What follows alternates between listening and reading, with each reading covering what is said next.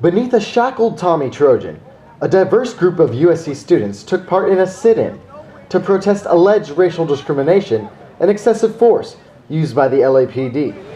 What the police were trying to do was separate a group of unified people because they saw it as a threat.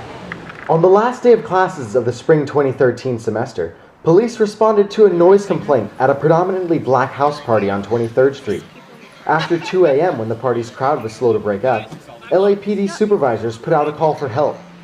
When students saw police in riot gear carrying shotguns, they pulled out cell phones to record the overwhelming police presence. There are 79 LAPD officers right now.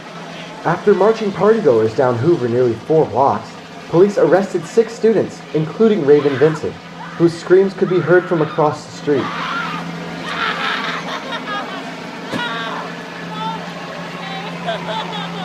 Screams at the sit-in protest echoed the frustration felt by many students who believe excessive force was used. That is your voice. Do not apologize for speaking up for what you believe in.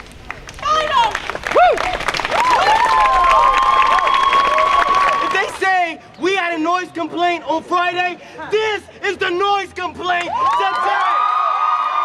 Senior Nate Howard organized the event at this house on 23rd Street. But just across the street on that same night, another party was being held at this house, where the majority of the partygoers were white. Will O'Mara was among them. They told us to stay inside and to be safe while they took care of the issue across the street. The fact that we were allowed to basically continue while the black students across the street suffered was a pretty gross injustice. And we are not going to tolerate this. We will not be silent on this issue. Valerie Sneed's son Jason was photographed in front of the police line just before he and his friends were handcuffed. But I'm proud of them because I feel like this is not just their issue, it's they're creating a legacy. So every generation that comes in behind them needs to feel safe. So I applaud them. Using social media, Share, retweet, Facebook, Instagram. Howard and others encouraged students to spread word about the upcoming town hall meeting with officials from USC, DPS, and LAPD.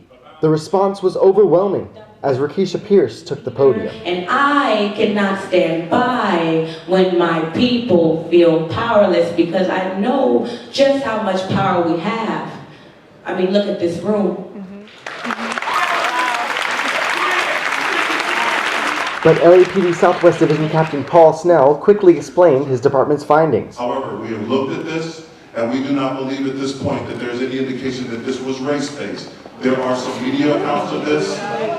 There are some media. But students disagreed. Hi, my name is Sarah Kaplan, and I live at the house that is across the street. I was hosting the other party. These students were not treated with respect. My house was treated with respect.